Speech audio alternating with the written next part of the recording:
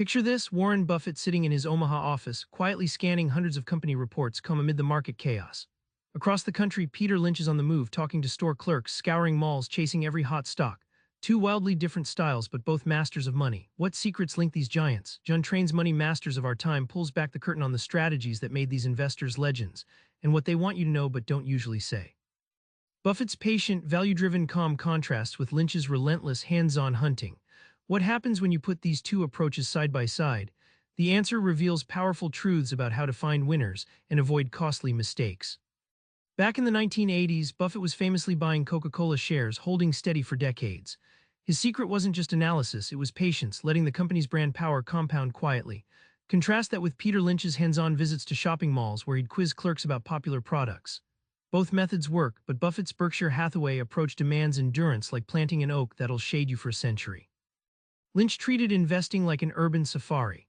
He once discovered the turning point of Dunkin' Donuts by simply talking to employees and customers, spotting early buzz before Wall Street did. Like a detective piecing clues of consumer habits, it's a vivid reminder that real success requires close observation, not just charts. Imagine it as tuning into the market's street-level frequency rather than high towers alone. The lesson: investing isn't one-size-fits-all. You're either going to be Buffett, grounded and slow building, or Lynch, fast and scrappy on the ground. Recognizing your personality, are you patient or active, numbers-oriented or intuitive, can transform your portfolio from a gamble into a deliberate craft, matching your temperament with method. Train unfolds why even seasoned pros shy away from precise market timing.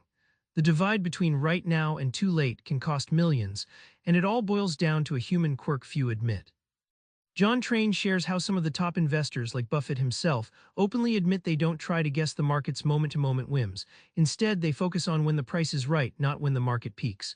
A frantic trader once told Train, "Trying to time is like catching a falling knife, patience beats reflex every time." This humility reveals a crucial survival tactic. The book illustrates market timing as a game of rhythm, not a sprint. Imagine a symphony. The relentless pursuers like Peter Lynch play rapid-fire flurries, chasing momentum. Meanwhile, the patient investors camp out in the slow, steady bass notes. Both need timing, but only one understands when to rest and when to strike. Recognizing this cadence helps avoid burnout and loss. Emotion is the silent killer here. Train warns us how fear and greed push people to jump ship or double down at the worst moments. He calls it the cycle of defeat, a loop where mistakes compound because of panic. Successful masters learn not to trust feelings but systems, predefined plans that neutralize emotional noise, turning chaos into calm profit. Train celebrates a buffet of styles beyond Buffett and Lynch, mapping out how diverse strategies, from microcaps to emerging markets, build empires in their own right. One unforgettable example comes from Mark Mobius, a pioneer in emerging markets, who turned tiny, overlooked microcap stocks in India and Latin America into massive profits. Train recalls Mobius walking dusty streets, meeting entrepreneurs, unearthing gems that Wall Street ignored. These niche companies often move under the radar but grow explosively, rewarding deep research and a willingness to explore uncomfortable terrain. Emerging markets are described like wild jungles, immense promise but full of hidden pitfalls. Train uses the analogy of an explorer mapping unmapped lands. You need patience, agility, and courage. The volatility here is high, but so is the potential payoff. Understanding local dynamics, political risks, and cultural context transforms danger into opportunity. The classic tug-of-war between top-down and bottom-up investing is more dance than duel. Top-down looks at the big picture, economic trends driving markets, while bottom-up delves into the individual business's health and strategy. The masters switch between lenses fluidly. The takeaway: combining both views unlocks fuller, smarter decisions, balancing broad momentum with granular insight.